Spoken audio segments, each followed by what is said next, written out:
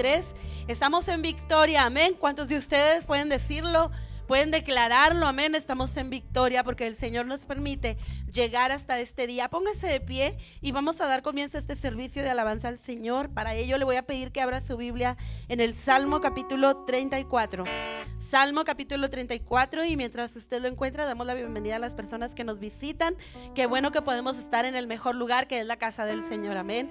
Sean bienvenidos a la casa de Dios. Salmo 34, versículo 1, y le invito a que me indique con un amén cuando lo tenga listo. Dice así la palabra del Señor: bendeciré a Jehová en todo tiempo, su alabanza estará de continuo en mi boca. En Jehová se gloriará mi alma, lo oirán los mansos y se alegrarán. Engrandeced a Jehová conmigo y exaltemos aún a su nombre. Busqué a Jehová y él me oyó y me libró de todos mis temores. Los que miraron a él fueron alumbrados y sus rostros no fueron avergonzados. Este pobre clamó y le oyó Jehová y lo libró de todas sus angustias. El ángel de Jehová acampa alrededor de los que le temen y los defiende. Gustad y ved que es bueno Jehová. Dichoso el hombre que confía en él. Hasta ahí, hermanos, porque el ángel de Jehová acampa alrededor de los que le temen, dice, y los defiende. Dichoso el hombre, la mujer que confía en el Señor. Y en esta hora, hermanos, vamos a alabar a nuestro Dios con todo nuestro ser. Vamos a bendecir su nombre, porque por ello estamos aquí. Venimos a alabar al Señor, amén, a expresarle nuestra gratitud y nuestro agradecimiento. Oremos, hermano. Padre, te damos gracias con todo nuestro corazón, mi Dios. Estamos delante de tu presencia, agradecidos, Señor, por tu fidelidad, agradecidos, Señor, por tu misericordia, y porque podemos llegar, Señor, a este día solo por tu gracia y solo por tu misericordia.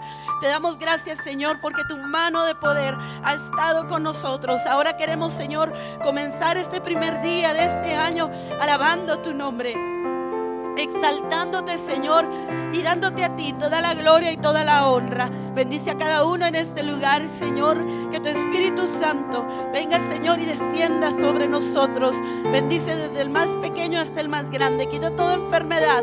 Obra, Señor, de una manera especial en aquellos, Señor, que están desde casa en esta hora. Y solo a ti sea la gloria, la honra y toda la alabanza. Y todos decimos amén. Gloria al Señor. Y vamos a adorar juntos al Señor, amén, porque el Señor está en medio de nosotros en esta hora. Exaltemos su nombre con todo tu ser, hermano, con tus palmas. Aleluya. Dale la gloria al Señor en esta hora. Te adoramos, Señor, y exaltamos tu nombre. Bendecimos tu nombre, Señor.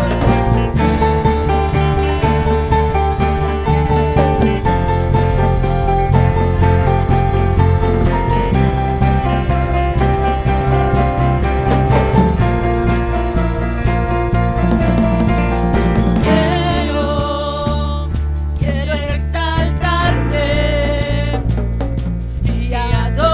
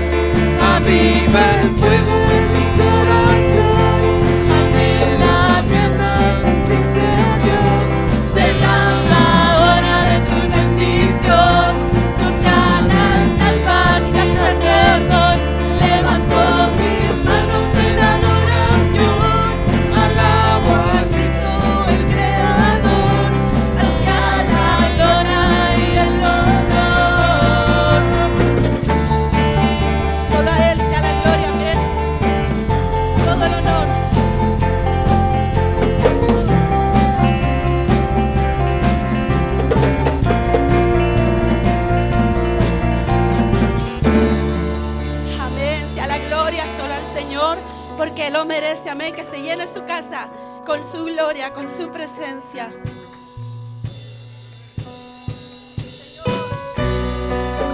Digámoslo juntos, hermanos. Salva, Señor, restaura, liberta. Que tu presencia, Señor, llene este lugar.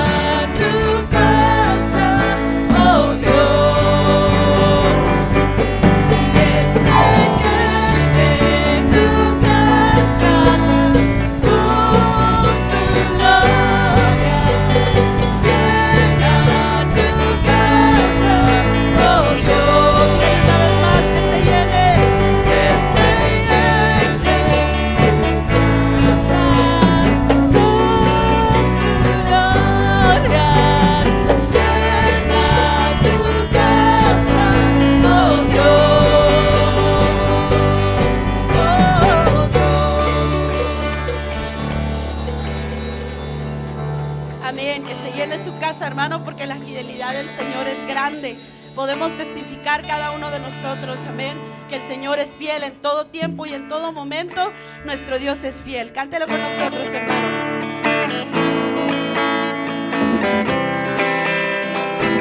¿Cuántos dicen gloria a Dios?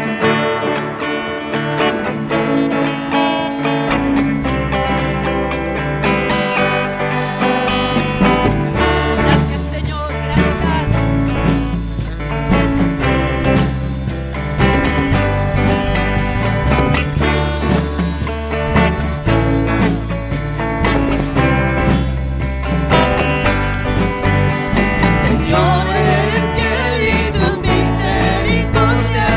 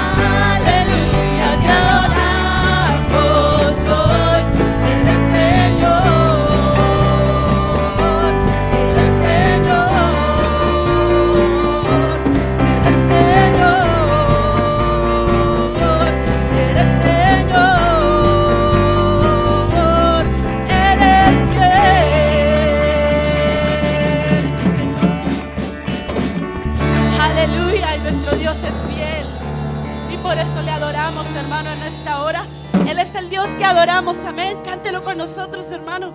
Y con todo su ser, dígale: Señor, tú eres el Dios al que hemos venido a adorar en esta hora. Ahí en su lugar, hermano, usando sus palmas y usando su voz, vamos a darle la gloria al que vive y al que reina.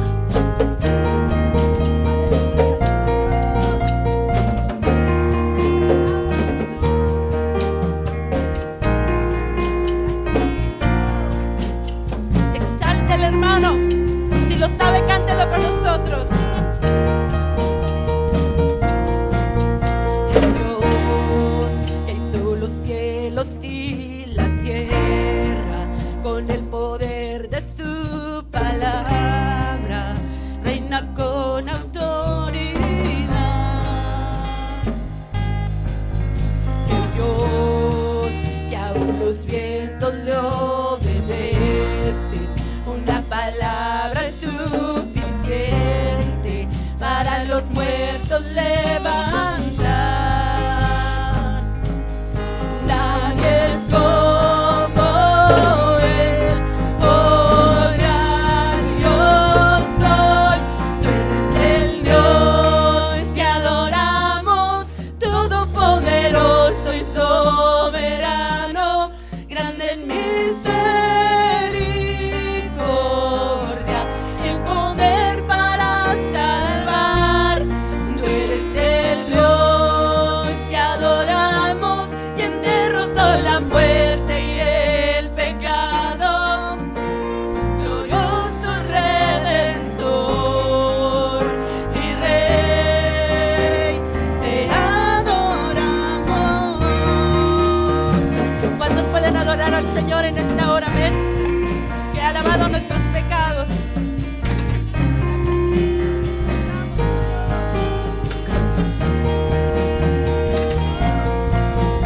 El Dios que descendió desde su trono para llevar sobre sus hombros nuestra dura transgresión.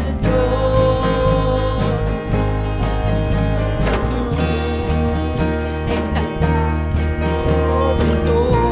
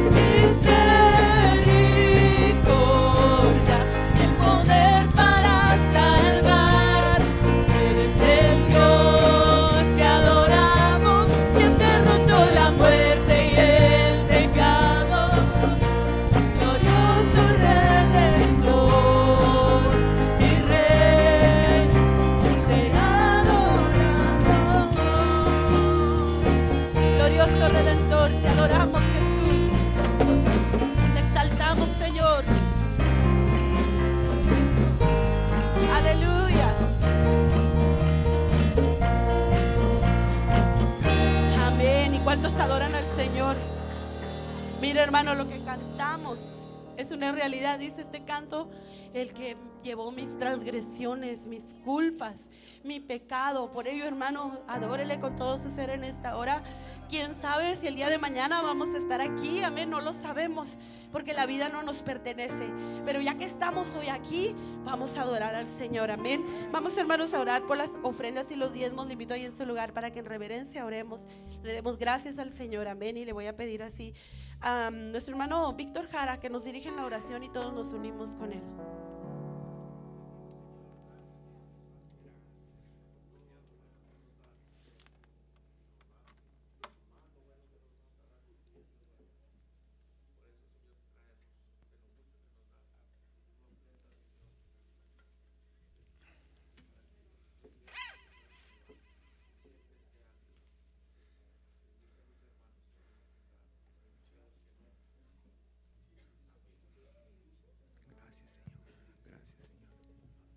Amén. Así podemos pasar y traer nuestras ofrendas al alfolí. Amén.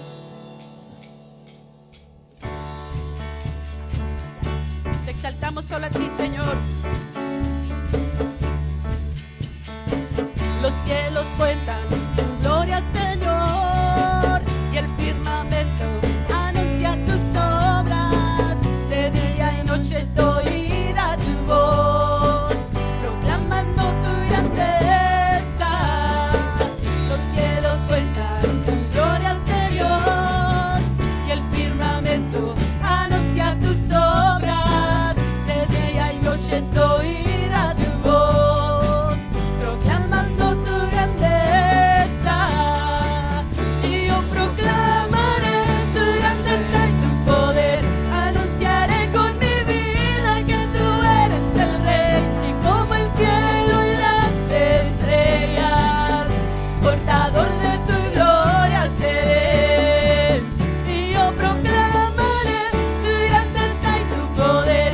Y anunciaré con mi vida que tú eres el Rey, y como el cielo y las estrellas, portador de tu gloria seré. Y lo cantamos juntos. Los cielos cuentan tu gloria, Señor, y el firmamento anuncia tus obras.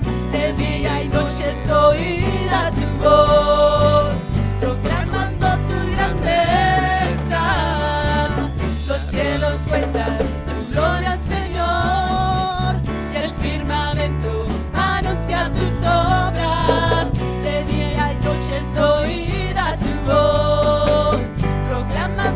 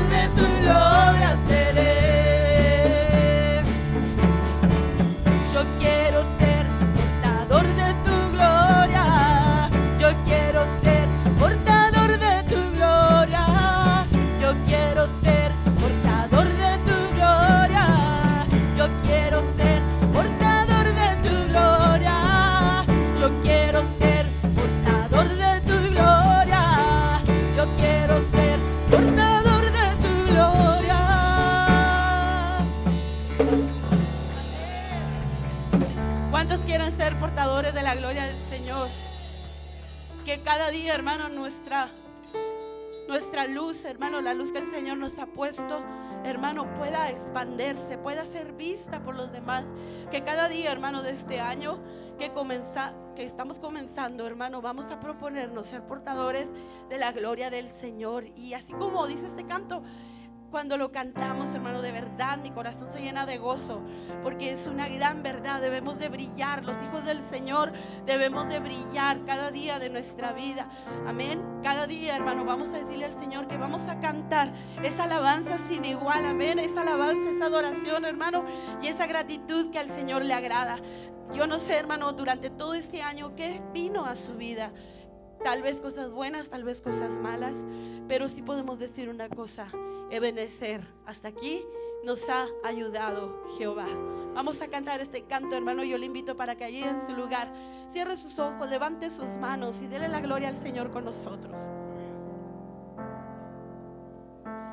Canto una alabanza sin igual, pues el desierto me ha enseñado tu fidelidad. Sí, Señor. He visto muy de cerca mi fragilidad tomando forma en tu abrazo y en tu sanidad. Es el Señor que nos lleva lejos. Me llevas lejos, más allá de lo que nunca imaginé. Gracias, Señor. Y en mi desierto te encontré. Si tu diestra me ha traído hasta aquí, no puedo callar. No podemos callar. No puedo callar. Si tu mano hasta aquí me ayudó, no vuelvo atrás. No vuelvo atrás. Cántalo, hermano. Canto una alabanza sin igual, pues el desierto me ha enseñado tu fidelidad. He visto muy de cerca mi fragilidad, tomando forma, Señor, tomando forma en tu abrazo y en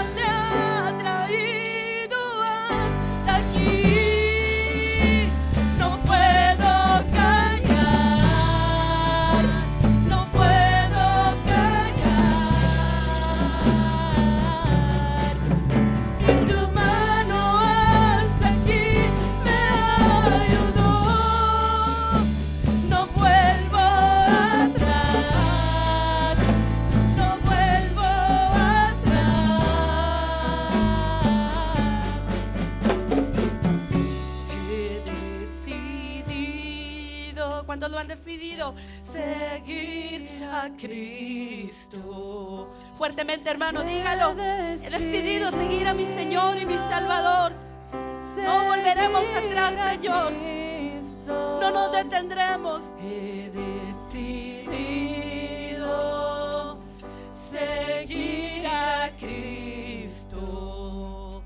No vuelvo atrás. No vuelvo atrás. Porque la cruz está delante de nosotros. La cruz está ante mí y el mundo atrás quedó.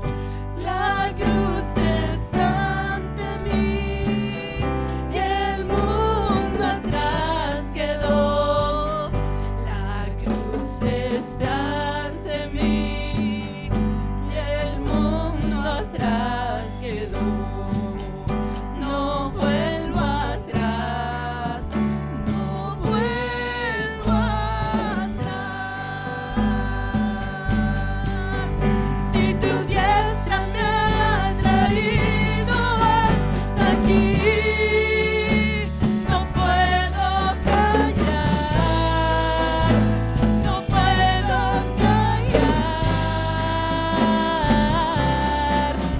Si tu mano hasta aquí me ayudó, no vuelvo atrás, no vuelvo atrás.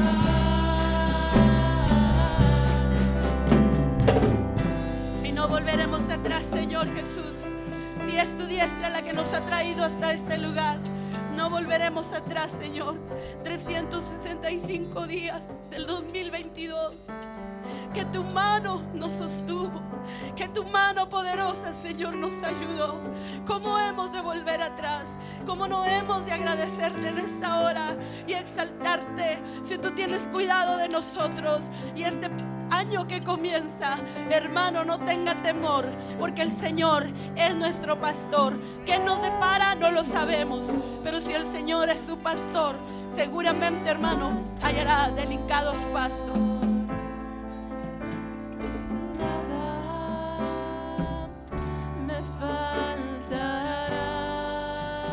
Faltará. El Señor es mi pastor, es mi pastor, y en pastos delicados Él me hará descansar junto a aguas de reposo. Me pastoreará, confortará mi alma, me guiará por sendas de justicia, por amor de su nombre. Por amor de su nombre.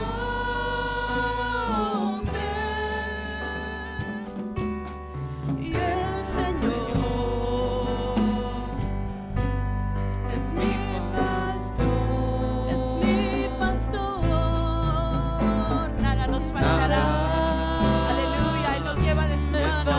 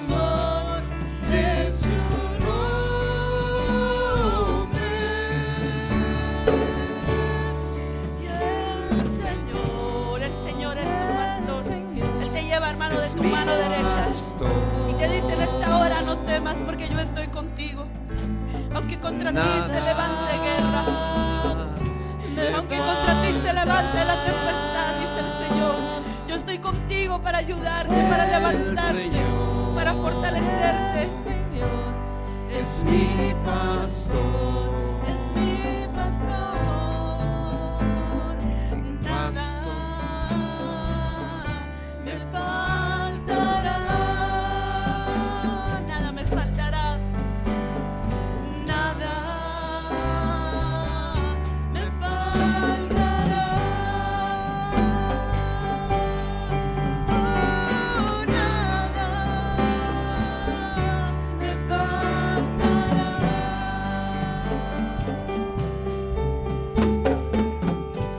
Gracias, Señor, porque tú has prometido estar con nosotros todos los días hasta el fin del mundo. Nada puede faltar, Señor, a los que confían en ti. Nada puede faltar, Señor, a los que esperan en ti. Y en esta hora, Señor, depositamos en ti toda nuestra confianza, toda nuestra esperanza. Y, Señor, te rendimos solo a ti toda nuestra adoración. Gracias, Señor. Gracias, Jesús. Nada les faltará, hermano. Confía en el Señor. Espera en el Señor. Amén. Y dele la gloria siempre al Señor. Vamos a pasar al mensaje de la palabra. Amén. Y vamos a pedirle al Señor que nos hable también. Dios. Buenas tardes, hermanos. Dios les bendiga. ¿Cómo están, hermanos? Qué bueno. Qué bueno que estamos aquí. Mire, quiero invitarlo a que abra su Biblia junto conmigo y me acompañe nuevamente al libro del profeta Jeremías. Capítulo 29, versículo 11. Cuando lo tenga, dígame amén, por favor. Bien. Dice la palabra de Dios de la siguiente manera: porque yo sé muy bien los planes que tengo para ustedes, afirma el Señor, planes de bienestar y no de calamidad, a fin de darles un futuro y una esperanza. Siéntese, por favor. Hace una semana y media, precisamente ocupábamos este texto bíblico para hablar de traer a la memoria, a reflexionar lo que viene siendo este evento tan importante que es el cierre del año. ¿Quién recuerdan, hermanos? En donde hablábamos el desarrollo de este capítulo, cómo es que el capítulo 29 del libro de Jeremías en realidad es un capítulo, una carta escrita para Israel. Jeremías se encontraba lejos de la deportación por parte de Babilonia y escribe el capítulo 29 en general, recordándole al pueblo de Dios que ya había sido llevado a Babilonia, en donde les hace recordar la voz de Dios para con ellos en relación a todo lo que tiene que ver, qué es lo que va a suceder ahora que han sido deportados, que ya prácticamente en la tercera deportación Nabucodonosor prácticamente destruyó Jerusalén. Las tierras fueron quemadas, los hombres fueron prácticamente llevados cautivos y ahora el pueblo de Dios se encontraba en territorio babilónico. Y cómo es que este evento tan doloroso de una sociedad, de una nación, pero sobre todo del pueblo de Dios, hermanos, qué gran cambio haber vivido, el haber sabido que perder su territorio, perder su identidad, perder su lugar, era prácticamente perderlo todo.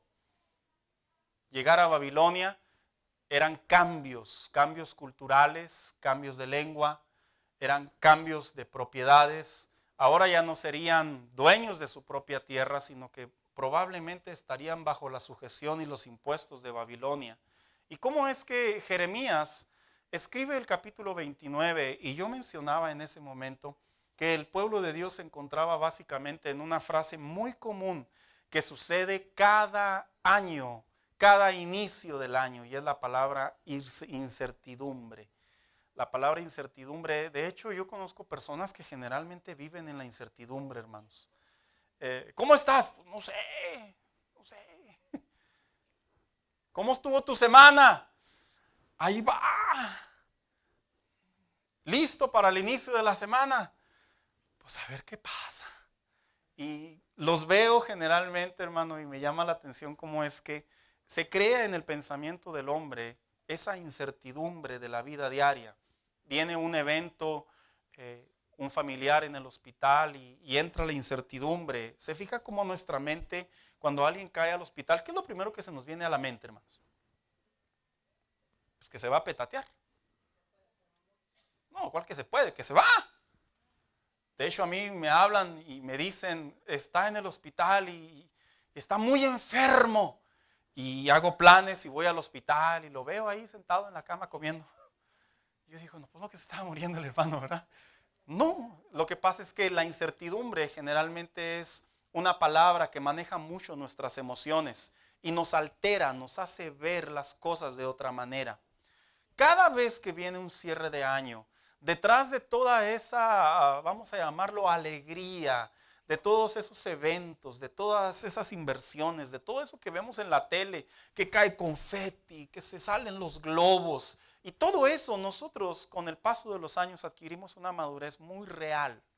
Y es que sabemos que cada año vienen cambios en donde de alguna manera, por experiencia sabemos que no siempre son buenos. Leía un artículo hace tiempo que los únicos que verdaderamente se ponen alegres en el mes de enero son los bancos.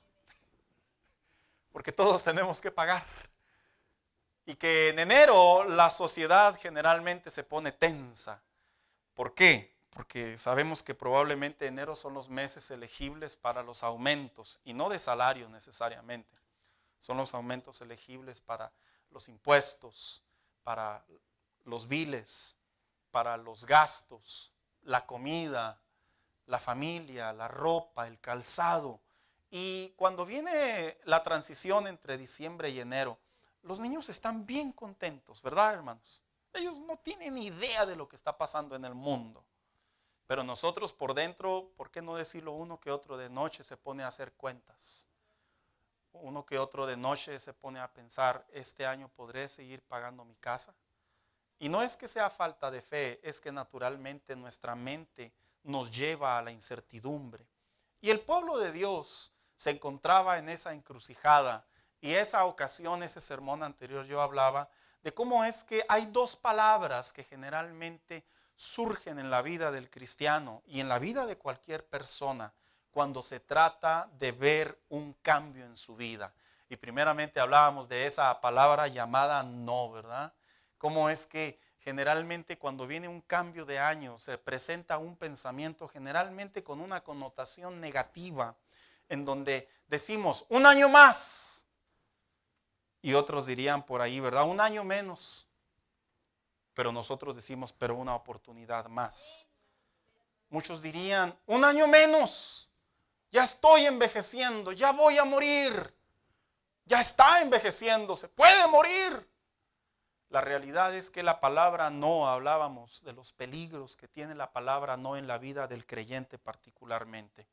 Yo hablaba que, y lo recapitulo, hermano, para poder tomarlo como ancla para el mensaje de hoy. Yo hablaba de cómo es que es interesante que la vida de un hijo de Dios y la vida de no un hijo de Dios son muy diferentes. En realidad, a pesar de que los dos tenemos cabeza, pies y manos, la realidad es que uno es guiado por el Espíritu Santo y otro no. El otro es guiado generalmente por su inteligencia, su razonamiento, su lógica, su esfuerzo. Y el Hijo de Dios, a pesar de que tiene esas mismas emociones y capacidades, el Hijo de Dios tiene una ventaja muy alta y es el Espíritu Santo en nuestro diario vivir. Pero yo hablaba de cómo puede ser posible que en ocasiones en nuestra naturaleza, a pesar de que existe esta diferencia tan marcada, es curioso que en ocasiones la mente del Hijo de Dios también es embargada, es cautivada por el no. Y hablábamos de los peligros del no. El no representa esa parte que nos hace escuchar rumores y los hace ciertos. Y hablábamos cómo los espías llegaron y a pesar de que Dios ya les había prometido darles la tierra prometida, ellos lo que sus ojos vieron y lo que sus oídos oyeron y lo que sus cuerpos sintieron fue más fuerte que la promesa de Dios. y cómo se creó un alboroto entre los hebreos. Y al punto que ya querían darle chicharrón a Moisés, usaba esa frase. ¿Por qué? Porque decían, es que no vamos a poder entrar a la tierra prometida. Yo hablaba del peligro de escuchar el no. Cómo es que los rumores, el cristiano tiene que aprender a saber que los rumores no dejan de ser simplemente rumores. No dejan de ser palabras composibles, palabras alteradas, palabras que pueden tener un efecto, pero no necesariamente en la vida de un hijo de Dios. Hablaba también el otro peligro del no, como cuando uno vive en el no, como a veces también lo cautiva a uno el miedo. De hecho, el miedo es un efecto, es una emoción muy peligrosa en la vida de un hijo de Dios. Un día me preguntó alguien, ¿el hijo de Dios debe sentir miedo? Le dije, pues será marciano si no siente miedo. Le dije, porque sí sentimos miedo. Si no, nomás acuérdese cuando ya está esperando esa carta y está esperando ese correo y está esperando al mailman ahí, ¿verdad? Que no llega y que llega y que no llega y que llega. Y luego llega la carta y usted la ve en el sol. Y luego de repente la abre y quiere saber qué dice. Y se genera una especie de miedo de muchas maneras. Un miedo que es muy natural en la vida del cristiano. Pero hablábamos de que el cristiano tiene que aprender a abandonar el miedo. Porque el miedo es un estado emocional que no puede afectar la vida espiritual de un hijo de Dios. Hablábamos como referencia a la vida del profeta Elías. Cómo después de literalmente haber decapitado 450 profetas de Baal, uno por uno dice la historia, hermanos. El pueblo de Dios solamente lo ayudó a retenerlos, pero Él los degolló uno por uno. ¿Cómo puede ser posible que llegue un hombre, un mensajero al siguiente día a su casa y le dice la reina que mañana a estas horas, así como le diste muerte a sus profetas, ella te dará muerte? Y cómo este hombre lo cautiva el miedo, porque la reina Jezabel no era cualquier mujer, era una diabla. Con cuernos y con patas, diría alguien por ahí. Y cómo es que este hombre en su miedo se desenfoca, en su miedo se limita, se ciega, que dice la Biblia, inclusive el historiador marca que hasta el siervo dejó. Como aquella ocasión que a veces cuento que sube el pastor a la iglesia, allá en Juárez, se estaba quemando una cartonera, unos pasos, hermanos, de ahí de la iglesia. Y sube el pastor y está el predicador dándole a todo lo que da. Y no es curioso, no es normal que a medio sermón suba el pastor, hermanos. De hecho, si usted me viera subir a medio sermón predicar a alguien, ¿qué es lo primero que se le vendría a la mente? Algo está pasando, está contando herejías. Y cuenta la historia, la leyenda, que fue real, Mire, ya ve, algunos saben de lo que estoy hablando. Que el pastor tranquilamente agarra el micrófono con la finalidad de no alterar el orden público y dice, hermanos, discúlpenme hermano, más o menos así me contaron la historia, se está quemando la cartonera y todos sabían que la cartonera estaba cruzando la calle, hermanos. Y que en vez de que como gente civilizada, por ahí me contaron, uno a uno saliera, ¿verdad? No, que se levantaron y fuga. Tanto así que dice mi esposa que estando afuera ella con su hermano, oye, si mi mamá no sé dónde quedó, hasta la mamá dejaron adentro de la iglesia. Porque el miedo no anda en burro, porque el miedo desestabiliza, el miedo ciega, el miedo empaña. Y veíamos cómo es que a pesar de que nosotros cada año, sí es cierto hermano, hay miedos que se pueden acercar a nuestras vidas. Nosotros debemos de saber que un hijo de Dios tenemos la protección de Dios, la cobertura de Dios, el resguardo de Dios, la fuerza de Dios, la promesa de Dios. Eso no quita el miedo, claro que no. El miedo es natural, pero no vamos a ser cegados a tomar decisiones impropias o incorrectas porque sintamos miedo.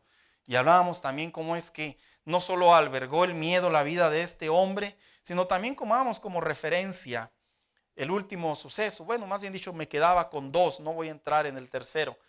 Y esta ocasión, hermanos, esta semana, yo quisiera hablar no de la connotación negativa que viene cada año, sino hoy quiero hablar del sí, que el Hijo de Dios debe de aprender a vivir. Quiero hacer una aclaración. Yo personalmente y bíblicamente, yo no creo en lo que le llaman la confesión positiva, ni la sugestión, ni la decreción. Dijo una vez un pastor Si mucho crees en los decretos, necesito unas hermanas que oren para que la gasolina baje porque nos estamos ahogando en la deuda. Y sí es cierto, hermano, la gasolina estaba bien alta. Y dijo, a ver, empiezan a decretar. Porque el hecho de decretar es una connotación muy extraña que se está introduciendo dentro de la iglesia. Y la gente se desanima porque no sucede nada. Y de hecho hay un artículo, hay un estudio que dice que aquellos que se dedican a enseñar el decretar, y no digo que es antibíblico, digo que está mal expuesto, que se enseñan a decretar, los únicos que aumentan sus ganancias son ellos, pero la gente sigue en su pobreza. Ven y trae tu semilla y decreta que Dios te va a dar un árbol. Y ahí viene la gente, ¿verdad? Bueno, aquí no, pero ahí viene la gente. Y va y deja la lana. Y dolorosamente se van con esa fe y generalmente no pasa nada. Yo no creo en los decretos de esa manera. Yo creo que cuando la Biblia habla y le habla al Hijo de Dios, que en medio de la incertidumbre de un nuevo año, un cristiano tiene que aprender a vivir en el sí.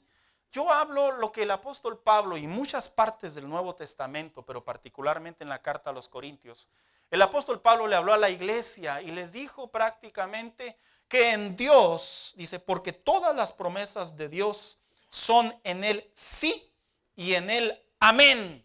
Yo hablo de esa palabra, de esa doctrina, de esa enseñanza que el apóstol Pablo le transmitió a la iglesia. Tiempo en donde la iglesia como generación a generación tiene que aprender a vivir en el sí de Dios, en el sí de la palabra de Dios. ¿Saben, hermanos? Cada vez que tomamos decisiones es un sí o un no. Una vez me enseñó un maestro y me dijo, Saúl, el no sé no existe. ¿Tú qué opinas? Le dije, no sé.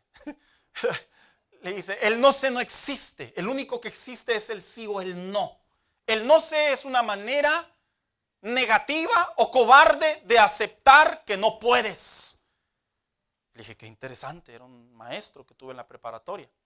Y con esa frase, hermano, yo fui creciendo al punto que mis decisiones en la vida no las baso en el no sé, las baso en el sí o en el no. En el sí, porque sí lo debo de hacer, lo puedo hacer, lo quiero hacer, creo que se puede. O en el no, porque no puedo con ello. No está en mis manos, no está en mi capacidad. Pero vivir en el no sé es uno de los daños más graves que puede vivir un hijo de Dios. De hecho, desde acá arriba le aconsejo, si usted es de las personas que suele decir no sé, esa palabra la debemos de eliminar como hijos de Dios. Porque en la Biblia el apóstol Pablo no solo él enseñó que el hijo de Dios debe de aprender a vivir en una palabra, sino también debe de aprender a vivir en el sí de Dios. Porque el sí de Dios representa el sí puedo. Pero realmente no puedo, pastor. Tienes toda la razón. No puedes. Puedes con la ayuda de Dios, entonces sí puedes. Es que sí quiero, pero no sé cómo. Es muy diferente. Porque la Biblia habla y enseña que el sí quiero le das la oportunidad a Dios a creer en su palabra. El que no sepas cómo hacerlo no significa que tú lo vas a hacer. Significa que nos vamos a sujetar a las instrucciones de Dios para que las cosas sucedan. Si quiero, si puedo, lo haré. No significa que tengas tú o yo la capacidad para hacer los cambios. Significa que hemos aceptado la palabra de Dios como nuestra promesa de vida para que todo lo que sucede en nuestro diario vivir viene de parte de Dios, conducido por Dios, manejado por Dios, piloteado por Dios. Y la vida del cristiano aprende a vivir en el sí. Hermanos, este es un problema muy grave en la iglesia en general. Es muy grave. Los cristianos de estos tiempos cavilan mucho en el no puedo, en el no sé, en el quisiera, pero pues no. El cristiano, bíblicamente hablando, tiene que retornar conforme a los hombres de Dios a través de la Biblia a volver al sí, Señor. Sí se puede, Señor. Porque el sí, desde una perspectiva positiva, no solamente mantiene templanza en la vida del hombre, sino también desde una perspectiva espiritual nos hace caminar a la dirección de Dios. Y cuando yo hablo del sí, voy a hablar de dos palabras a las que el cristiano tiene que aprender a decir sí, a vivir en el sí este próximo año. Y no es que me ponga así como que muy motivador, ¿verdad, hermano? No, Es que el cristiano tiene que volver al lenguaje bíblico, tiene que volver a la autoridad de la palabra de Dios, tiene que volver a lo que Dios nos dice que debemos de hacer conforme a su palabra. Y en primer lugar es decir sí a la paciencia. Ya empezamos mal, ¿verdad? ¿Qué es eso? Dijo alguien por ahí.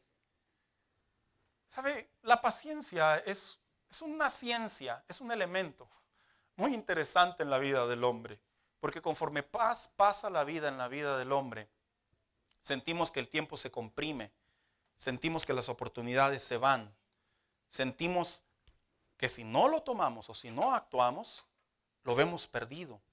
Y son unas emociones que se mueven mucho en la vida del humano, pero principalmente en la vida del Hijo de Dios, porque la paciencia a lo largo y a lo ancho de la Biblia, si nosotros estudiamos de manera biográfica a los hombres de Dios, nosotros vamos a encontrar que la gran mayoría de los hombres de Dios vivían en la paciencia de Dios, vivían en el sí de la paciencia. De hecho, hay un libro dedicado el cual se menciona la palabra paciencia y brevemente traemos un nombre a la memoria. ¿Cuál es? Job. Un hombre que se encontró en una condición terrible y dice la Biblia que actuó en paciencia. Es la connotación. Esperó lo que estaba sucediendo y comprendió que todo venía de parte de Dios. Porque hablar de la paciencia es hablar para no hablar de más. De hecho, cuando un cristiano pierde la paciencia, hablamos de más, hermanos. Así como los niños, ¿verdad?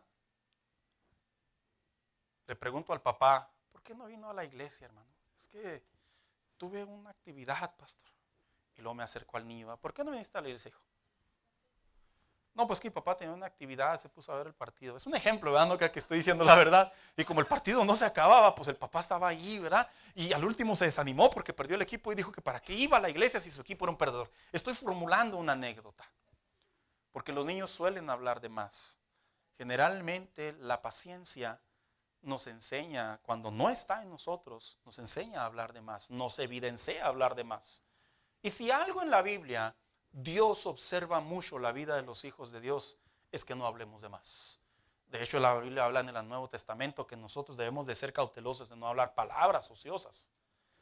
Cuando nosotros decimos sí a la paciencia, significa no pensar de más. Los hombres, ¿cómo somos lógicos? Somos muy lógicos los hombres. ¿Qué pasa si por alguna razón usted no trabaja 3 días? ¿Qué dice la lógica? Pues que no va a haber dinero. Y si no hay dinero, ¿qué dice la lógica? No come. Y si no va a comer, ¿qué dice la lógica? No, pues a ver cómo le hace. Y si no hay cómo le hace, ¿qué dice la lógica? Pues ya, ¿qué voy a hacer?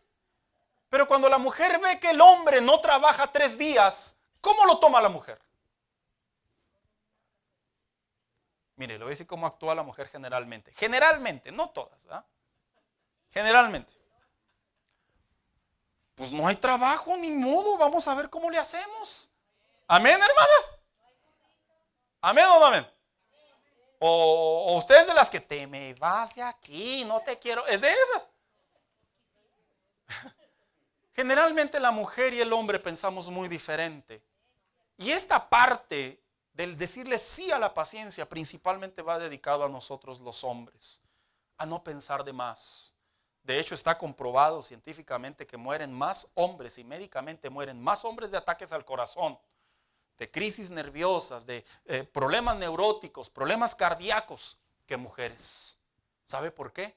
Porque el hombre lamentablemente pensamos de más. Y cuando el hombre piensa de más, es cuando el hombre pierde la paciencia. Cuando nosotros vivimos en el sí de Dios, en la paciencia divina, la paciencia nos enseña a no hacer de más. No hacer de más. La paciencia en la Biblia se interpreta de 2 maneras. Se interpreta como la templanza de esperar, cuidar nuestras emociones, cuidar nuestras palabras, cuidar nuestros actos, pero también se interpreta la paciencia como seguir actuando hasta que llegue la respuesta de Dios. Y cuando yo hablo que la paciencia es para no hacer de más, Estoy hablando de esos eventos en la vida cotidiana, en donde porque perdemos la paciencia, porque perdemos el enfoque, porque nos desconcentramos, tomamos decisiones locas, tomamos decisiones materiales, tomamos decisiones de malos consejos, tomamos decisiones de mala fe que a veces nos dan. ¿Cuántos recuerdan el evento del rey Saúl? Se encontraba en batalla y no llegaba el profeta, no llegaba el sacerdote. Y había una ley. Cada vez que el pueblo salía a pelear, generalmente tenía que llegar el sacerdote, ofrecer un sacrificio. No crea usted que llegaba el sacerdote caminando, tráiganme el animal, tráiganme el cuchillo, y se quitaba la capa y agarraba y degollaba a pelear. No. Hacer un sacrificio tomaba tiempo. De aquí a que el animal era degollado, era presentado delante de Dios, era destazado, era cortado, las entrañas, la sangre. Lo digo de manera geográfica, de manera vamos a llamarlo gráfica, hermano, con la finalidad de que usted se ponga a pensar que cuando Saúl se desesperó y no esperó al profeta, es porque Saúl decía: de aquí a que llegue este anciano, y de aquí a que saque el cuchillo y que pregunte dónde vamos a sacrificar, y de aquí a que se ponga a destazarlo, ya nos mataron los filisteos.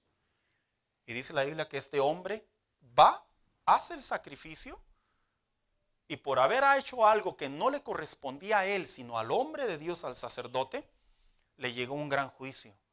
Y dijo aquel hombre de Dios: locamente has hecho. Porque perder la paciencia nos hace hacer cosas de más. Cuando se pierde la paciencia, hermano, muchas personas hacen gastos que no deben. Cuando se pierde la paciencia, muchas personas cambian cosas de trabajo o cambian su manera de vivir. Como una vez me platicó hace poco, una persona me platicó. Le dije: oye, ¿por qué? Es que últimamente andas muy alterado. Por ahí me contaron. Es que ya me cansé de ser el nice guy. Órale. Pero si algo reconocía de ti, le dije, es que en paciencia tú me ganabas. De hecho, diría aquí mi hija: no, papá, tú no tienes paciencia. Sí tengo. Muy profundo, pero la tengo. No se crea, hermano. Sí la tengo, solo que otras personas son no tienen paciencia, de plano, piensan que la vida es eterna. Le digo a ella: mira, tan corta que es la vida, y gastando media hora haciendo eso. Y yo le decía a esta persona: tú debes de aprender a volver a ser paciente. Me dices que ya me cansé de ser paciente, me cansé de quedarme callado, me cansé de no hacer nada. Y sabe, hoy por hoy, esta persona ha tenido diferentes problemas.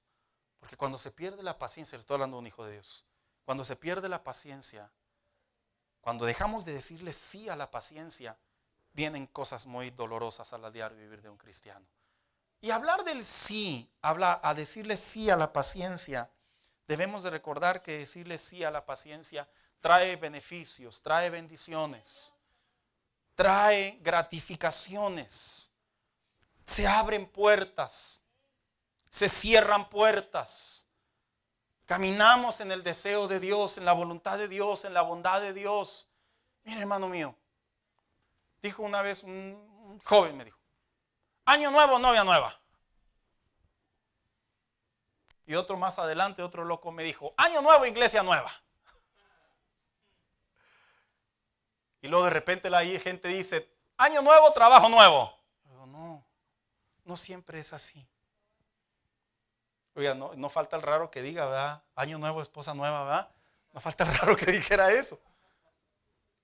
Pero la realidad, no, de volada volteé a ver, aquí sentí en mi espíritu que las hermanas voltearon a ver a sus esposos a ver qué reacción hacían.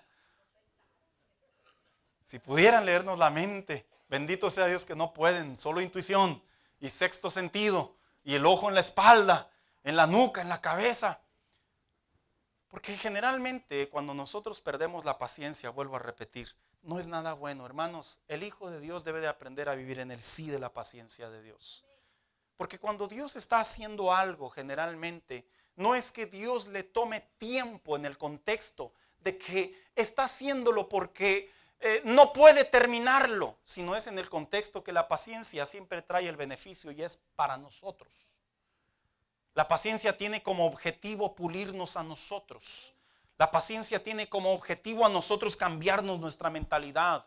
La paciencia tiene como objetivo en nosotros enseñarnos a pensar conforme a la palabra de Dios. Escuche lo que le voy a decir. Si usted es una persona que no tiene paciencia, piense en esto. Los dolores de cabeza no vienen porque usted está viendo a su esposa todos los días 8 horas. No, vienen porque usted está pensando de más y no somos pacientes a la voz de Dios. Piense en esto. Cuando a usted le dan, inclusive, y esto no lo digo yo, lo dice la ciencia, hermano mío. Las personas que padecen de migrañas, una parte, si es cierto, es en la descomposición, en la imperfección neurótica del hombre. Pero la ciencia enseña que generalmente es porque la mente de uno está trabajando de más y no deja que el proceso de la vida tome el curso que le pertenece. Piensen en esto. Las personas que tienen problemas cardíacos generalmente es porque están pensando de más. Y si un cristiano debe de tener en claro en su relación con Dios, es que nosotros debemos de aprender a vivir plácidamente por las noches y decir: Señor, yo espero en tu palabra y me voy a dormir porque tengo que descansar. Y no estar pensando como generalmente le pasa a muchos cristianos que viven como si Dios no estuviera con ellos. 1. Decir sí a la paciencia nos traerá la bendición de vencer los temores. Dice la Biblia en el Salmo 41: pacientemente esperé a Jehová y se inclinó a mí y oyó mi clamor. ¿Sabe? Esta prosa, esta canción, este cántico, se oye muy bonito. De hecho, hasta inclusive no sé si Marcos Witt o Marcos Barrientos hicieron una canción muy rítmica de esto. Pacientemente esperé. ¿Se acuerdan si la han escuchado, hermanos? Bueno, los de la generación de Funky para allá, no. Pero nosotros los de Marcos Witt para atrás, sí. Y se escucha muy bonita. Pero el trasfondo de este salmo, el Salmo 40, es uno de los salmos más peligrosos que vivió el salmista David. Se dice que fue en el tiempo de la persecución o de la cacería, en donde el rey Saúl buscaba su vida a toda costa y él se tenía que esconder en las cuevas en el desierto y tuvo que tomar a su familia y llevarla a otra región en donde le dieran protección política y él esconderse un tiempo determinado porque el rey Saúl había enviado toda su caballería para la captura y la gratificación por la cabeza de David. Y él escribe: pacientemente esperé a Jehová. Porque la paciencia no nos enseña a reclamar, la paciencia nos enseña a clamar. Hay una gran diferencia entre ser pacientes y reclamar, y ser pacientes y clamar. Reclamar es prácticamente no estar de acuerdo, es estar insatisfechos. Es prácticamente no estar conformes con lo que está sucediendo.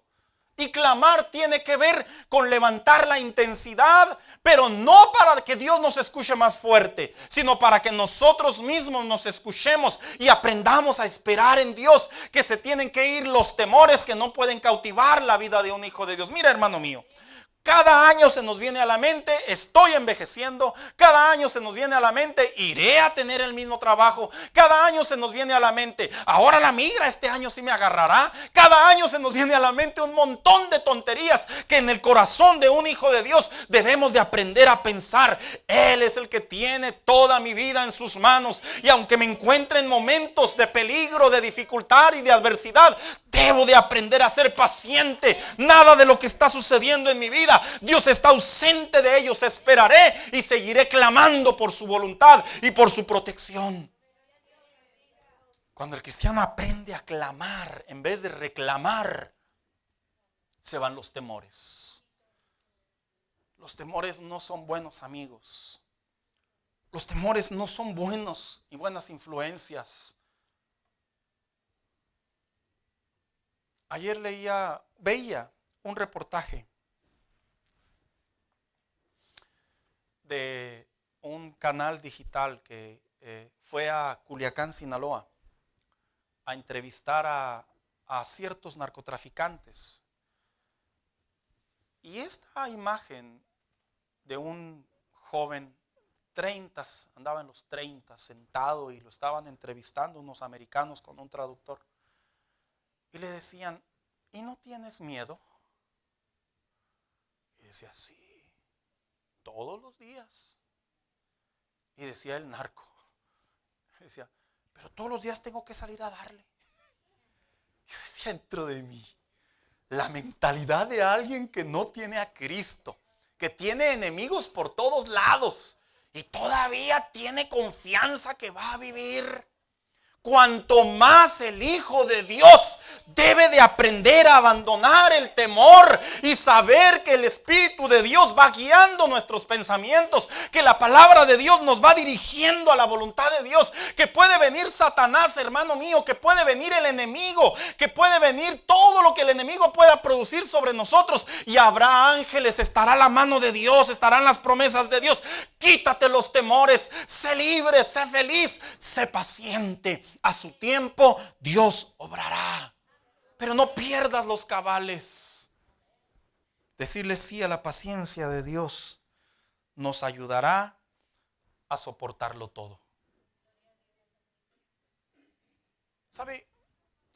Dicen que todos tenemos diferentes capacidades. Hay unos que aguantan más que otros. El vivo ejemplo, ¿verdad? Cuando a la mujer le da gripa, ella se sigue levantando y alista a los niños y hace la comida y lava la ropa, etcétera, etcétera. Inclusive hasta se va a trabajar. Pero dicen por ahí las malas lenguas que si al hombre le da gripa, nos levantamos y le decimos, mujer, hay un testamento debajo del cajón X, hay un flash drive ahí, por favor ayúdame que me estoy muriendo. ¿Sí es cierto, hermanas? ¿Sí o no? Bueno, porque todos tenemos diferentes capacidades en donde soportar las cosas se miden de esa manera. Y sabe, en la vida del Hijo de Dios hay que saber que la paciencia es una bienaventuranza que nos da la capacidad de soportar todo. ¿Todo? Todo. Me ha tocado escuchar historias muy terribles de cristianos que injustamente son tratados por un vecino, por un familiar,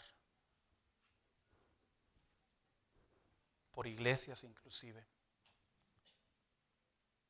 Y a veces me preguntan, yo no sé si aguantaré más, Saúl, ¿aguantaré más? Y yo les digo, sí, porque la Biblia enseña que cuando somos pacientes, tenemos la capacidad de soportarlo todo. De hecho, la Biblia enseña en Colosenses, fortalecidos con todo poder, conforme a la potencia de su gloria, para toda paciencia y longanimidad. En otras palabras, el apóstol Pablo le decía a la iglesia, cuando tú le dices sí a la paciencia, vas a poder ver la capacidad y la longanimidad de lo que estás viviendo. No podrás entender cómo lo estás soportando, pero por fe sabrás que Dios está contigo y se desarrollará en ti la espera de Dios. Hay cristianos que sufren enfermedades y la pregunta es, ¿este año me iré a morir o el Señor me sanará? Pues ya que haga algo el Señor, de una vez nos vamos o nos quedamos. Sé paciente. Posiblemente vas a soportar esto y más. Hay cristianos que están viviendo un momento difícil en su matrimonio. Yo creo que este año ya estuvo. Ya. Que le gane. Sé paciente. Vuélvelo a intentar. Sé paciente. Espera en Dios. Vuelve a rebobinar tu vida. Puedes soportar esto y más. Y yo no estoy hablando que tome ventaja la pareja y diga, ya ves, sopórtame, aguántame más. No se trata de eso. Porque seguro ahorita en la casa le va a decir, el pastor dijo, voy a empeorar y me vas a aguantar más. Sé paciente. Yo no hablo de eso. Yo hablo de los eventos en la vida. Probablemente cuando es impío, no conoce del evangelio.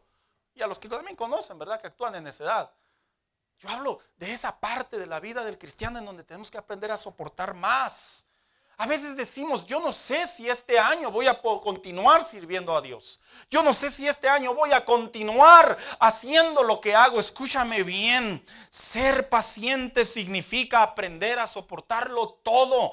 Todo lo que venga. ¿Por qué? Porque el mismo apóstol Pablo le escribe otra carta a otra iglesia y le dice, porque los que aman a Dios, todas las cosas les ayudan para bien. En otras palabras, esas cosas nuevas que vienen a nuestra vida, o esas cosas que no se van, o esas cosas que se vuelven a levantar y aparentemente nos van a volver a derribar o nos van a hacer tambalear, tienen como propósito glorificar el nombre de Dios y volvernos a levantar y ser pacientes conforme a la voluntad de Dios. Dile sí a la paciencia. Ser paciente también trae la bendición de saber que la paciencia forja el carácter. Sí, dijo alguien por ahí que el carácter es esa parte en donde Dios no interviene. De hecho, están en lo correcto. Oiga, qué fácil es esa gente que ora, ¿verdad? Si usted ora así, sea cauteloso, no lo haga. O ya no lo haga. Converso con personas o escucho a personas orar. Señor, cámbiame. Perdóneme. No, el Señor no te va a cambiar. Vamos a aclarar eso. No te va a cambiar, porque tú tienes una soberana voluntad, un libre albedrío. Y el carácter es esa parte que caracteriza, que identifica a través de nuestra cultura, nuestros genes, a través de nuestra idiosincrasia, nuestra manera de conducirnos en la vida. Hay gente que dice, Señor, cámbiame, ya no quiero ser grosero. ¿Y qué te afiguras tú? Que el Señor ahí te va a poner ahí una espada para que ya no digas groserías, ¿no? No. Señor, cámbiame, ya no quiero caer en estas tentaciones. ¿Y qué se te afigura, hermano? Que el Señor te va a alejar esas tentaciones para que jamás de los jamases vuelvan a tu vida. No, fíjese que no. Teológicamente, el carácter es la parte del hombre en donde Dios no interviene. ¿Por qué no? Porque es libertad. Es esa parte propia, única, individual. Entonces, ¿cómo se debe de orar, pastor? Dame la fuerza. Enséñame. ¿Y sabes qué es lo que va a hacer Dios? Va a ponernos a nuestro alcance todas las herramientas, la memoria de la palabra de Dios, la unción del Espíritu Santo, la oportunidad para que nosotros vayamos cambiando. Pero no porque Él nos tome y nos cambie, ¿no? Es porque nosotros ponemos la parte que nos corresponde. Y cuando digo que la paciencia forja el carácter, lo escribió el apóstol Pablo a la carta a los Romanos y dice, y no solo esto, sino que también nos gloriamos en las tribulaciones, sabiendo que la tribulación produce paciencia. En otras palabras, cuando la iglesia estaba libre de persecución, libre de ataques, estaba libre, de momentos difíciles, la iglesia se gozaba mucho. La iglesia adoraba, la iglesia alababa, la iglesia servía. Pero ¿qué cree?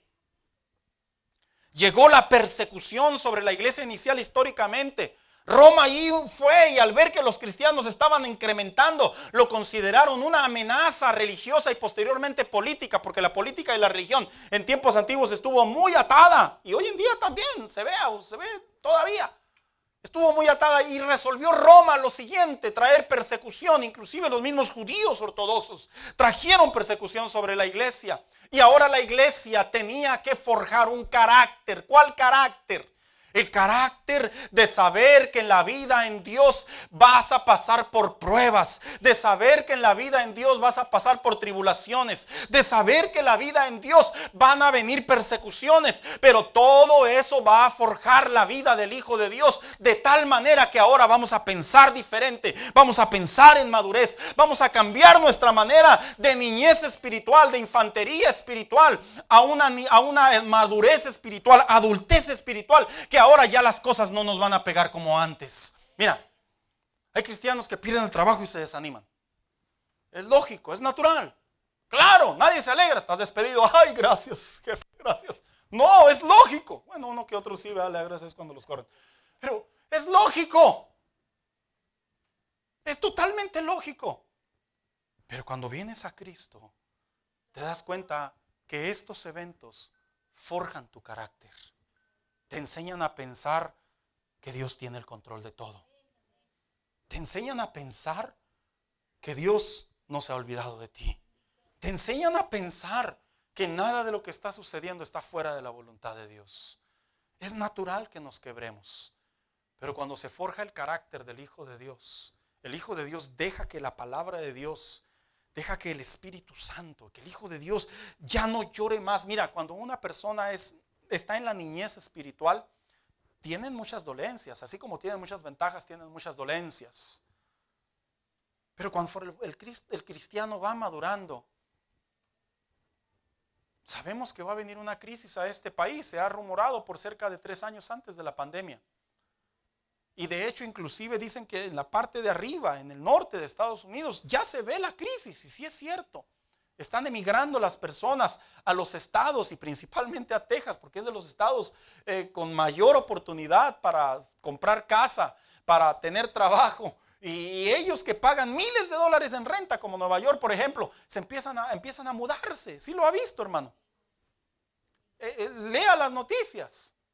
Y empiezan a mudarse. Y la gente aquí en el estado de Texas, Arizona y los lugares que estamos en el sur de Estados Unidos nos preguntamos, ¿y qué va a pasar entonces? Mira, puede haber cambios económicos, puede haber cambios de salud, puede haber cambios de lo que tú y yo podamos imaginarnos. Pero ¿qué crees? Dios dice a través de su palabra, todo esto tiene como propósito que mi nombre sea glorificado, que su nombre sea exaltado, y el Hijo de Dios aprende a vivir forjado a la manera de Dios.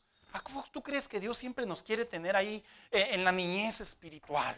No, hay una madurez, hay un crecimiento, hay una vida que va a fluir, va a avanzar, va a crecer, y tiene que dejar que haga la voluntad de Dios. Y eso sucede cuando se forja la vida del cristiano.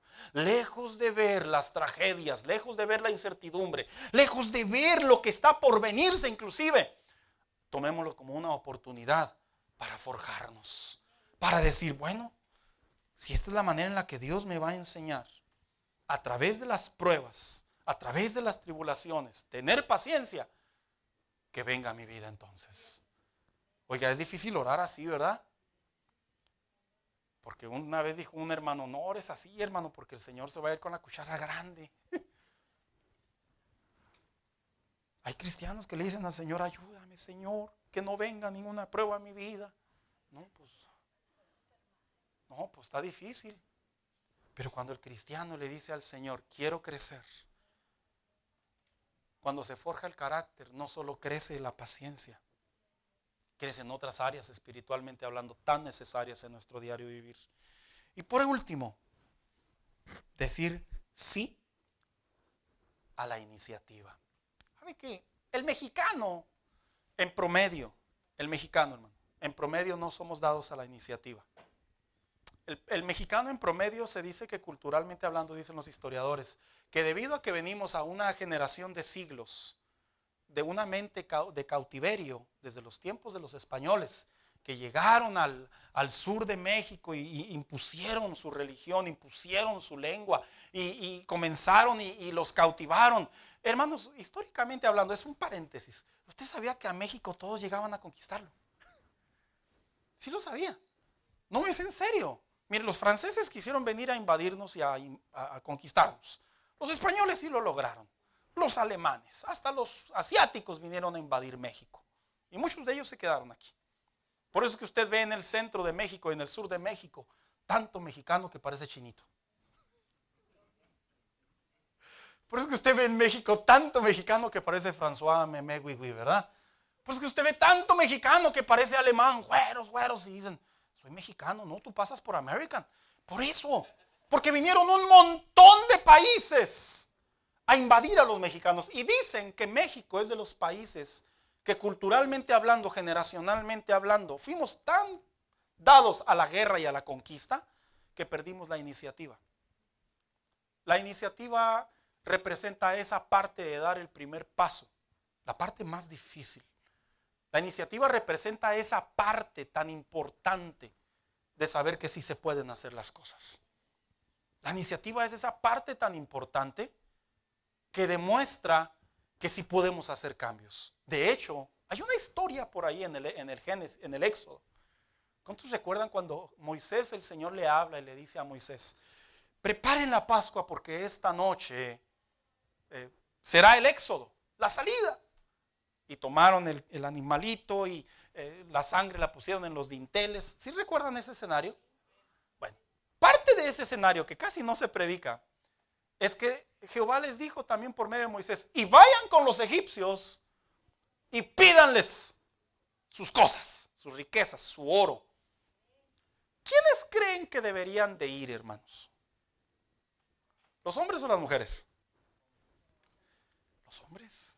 ¿Y quiénes creen que fueron? Se cree que fueron las mujeres, porque se cree que las mujeres tienen más iniciativa que los hombres. Y este es un problema, aunque dijeron amén algunos, ¿verdad? Este es un problema, porque bíblicamente hablando, a varones que estamos aquí, Dios nos llama sacerdotes de nuestro hogar. Y Dios nos establece como figuras espirituales para que nosotros comandemos nuestro hogar a las bendiciones de Dios. No puede haber cristianos mandilones. Yo conozco uno que otro, bueno, sí. No debe, pero técnicamente sí hay. No debe de haber hombres varones miedosos. No debe de haber hombres varones que estén en dos pensamientos. No debe de haber hombres varones que estén atrás a las faldas de sus esposas esperando a ver ellas qué piensan o a ver qué hacen. No hablo del machismo, hablo de la posición que Dios estableció sobre el varón. Pero hermana, hago la aclaración: si tu esposo, tu mariachi, tu marido, como lo quieras llamar, no se pone las pilas, pues dale tú, no te quedes atrás de él porque se van a ir los dos para atrás. Ve a Dios y dile: Señor, el esposo que me diste no es cierto, el que tú agarraste, te va a decir el Señor. Y tú avanza. Y la iniciativa es esa parte tan dañada en la vida del hispano, del mexicano, del latino. De hecho, cuando usted observa los negocios, generacionalmente están sobre cualquier otro país, menos los mexicanos. Usted voltea a ver las iglesias, y las iglesias de mayor construcción están sobre iglesias de cualquier otra nacionalidad, menos las mexicanas. Usted voltea a ver los negocios, las iglesias, y voltea a ver las personas populares, y dolorosamente está sobre otras naciones lejos de los mexicanos, porque el mexicano dolorosamente está muy afectado, no tiene iniciativa. Yo creo que es una parte tan importante en la fe, aprender a decirle a Dios: Señor, es necesario tener iniciativa, es necesario dar el primer paso. Y qué interesante es que debemos de tener iniciativa para tomar buenas decisiones, porque muchas de las veces Dios nos ha dado oportunidades, hermanos, pero nosotros las hemos dejado ir. Muchachos, jóvenes, adolescentes, cuando un maestro te diga: tú puedes calificar para una beca, créele a Dios y créele a Él, y ten la iniciativa de perseguirla. Tenla. No, es que yo me apellido Gutierritos, no importa, también los Gutierritos el Señor los ama. Yo me apellido Pérez, no importa. Es que yo no me apellido Smith, no importa. Míreme, pastor, estoy medio verde, no se preocupe, no es el único. No importa, ten la iniciativa y créele a Dios. Cuando un pastor, un líder te dé un consejo y conforme a la Biblia te dé a entender que Dios está contigo, toma la iniciativa. Es voz de Dios a través de un siervo, es voz de Dios a través de un hombre de Dios, de una mujer de Dios, y hazlo de parte de Dios. No temas, no te retrocedas, no te eches para atrás. Iniciativa no solamente para dar el primer paso, sino también iniciativa para volverlo a intentar. Qué doloroso es cuando los cristianos intentamos algo y por alguna razón no se da, no se pudo. Eso no significa, hermano mío, que estuviste fuera de la voluntad de Dios. Muchas de las veces estamos dentro de la voluntad de Dios, pero lo hacemos a nuestra manera y es donde viene el declive. Eso no significa que Dios retrocede, significa que Dios quiere que volvamos a intentarlo, pero ahora con la iniciativa de hacerlo correctamente. Vuelve a intentarlo, vuelve a creerle a Dios. Qué duro es cuando el cristiano resbala, se cae espiritualmente en su negocio, en su trabajo, en sus finanzas, en su matrimonio. Qué duro es cuando el cristiano retrocede por alguna razón Y cómo le hace falta iniciativa para volver a restaurarse, para volver a decir, sí, Señor, tú estás conmigo, debo de volver a actuar. Aunque la gente te critique, aunque la gente ya no crea en ti, aunque la gente ya no tenga su apoyo, no importa, tienes el apoyo de Dios, porque la palabra de Dios dice que las promesas en Él son siempre sí, siempre amén. Por eso la Biblia enseña, Mateo capítulo 7, Jesús claramente habló: pidan y se les dará, busquen y hallarán, toquen y que se les abrirá. Si supiera cuántas veces los pastores tenemos que tocar puertas, si supiera cuántas veces los pastores tenemos que hablar y cuántas veces hay no. Y tomo la referencia de un pastor porque es algo muy clásico. Si tú piensas que porque te dieron un no significa que ya es no y que estás sepultado y que estás condenado, no, ten la iniciativa para volverte a levantar. Ten la iniciativa para volver a luchar. Acompáñame, hija.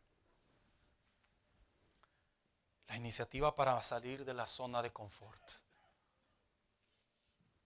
La zona de confort es una zona muy segura en la vida de muchos cristianos. Es una zona muy segura. Es una zona en donde todo marcha aparentemente de viento en popa. Pero no es la zona en donde a veces Dios quiere que estemos.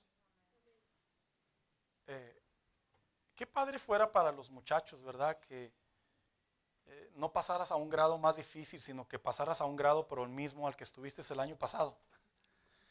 Sí suena bien, ¿verdad? Qué padre que a usted su jefe lo quiera promover y le diga, ¿y qué vas a hacer? Lo mismo y te voy a pagar más. Oiga, qué padre, ¿verdad? ¿Se escucha? ¡Qué bien! Pero ¿qué cree? La iniciativa es una manera de salir de nuestra zona de confort. La iniciativa te va a hacer sudar. La iniciativa te va a hacer cansarte. La iniciativa te va a hacer volverte a levantar. La iniciativa te va a hacer llorar. Pero al final del día la iniciativa, en el lenguaje cristiano, en el lenguaje de Dios, nos abre oportunidades, abre los ojos de la fe. La iniciativa nos muestra que Dios nunca cambió de opinión, sino que siempre estuvo ahí recordándonos la primera oración que un día nos trajo. La iniciativa nos demostrará que los que estaban mal eran los demás y no nosotros, aunque nosotros en ocasiones dudábamos de nosotros mismos. Tenemos que tener la iniciativa, hermano mío. No vivamos en la mentalidad de esclavitud, en la mentalidad del pasado, en la mentalidad del hubiera, en la mentalidad a ver si se puede. Ten la iniciativa, créele a Dios. Mira, muchos cristianos, lo digo y vuelvo a repetir como inicié el sermón, yo no creo en la confesión positiva ni en la sugestión y en el decreto mal interpretado. Pero lo que yo sí creo es que cuando vamos a Dios y actuamos bajo la fe, actuamos bajo la iniciativa, Dios nos sorprende, nos bendice con cosas materiales, nos bendice con ministerio, nos bendice con salud, nos bendice con milagros. ¿Por qué? Porque hay iniciativa, porque le decimos al Señor, voy a bajarme de la barca en mi humanidad, voy a volver a intentarlo, voy a volver a hacerlo. Mira, Pedro cayó, se hundió, y aunque el maestro le dijo, ¿por qué dudaste?, ese hombre se levantó con mayor fe y fue uno de los pilares de la iglesia inicial. ¿Sabes por qué? Porque sabía que el que lo llamó no lo iba a abandonar y que si lo había llamado lo iba a llevar a la voluntad de Dios. Es cierto, no somos apóstoles, pero nuestras vidas no deben de terminar en declive. Nuestras vidas deben de terminar en gloria y herencia a nuestros hijos. Nuestras vidas deben de terminar en paz y en bendición.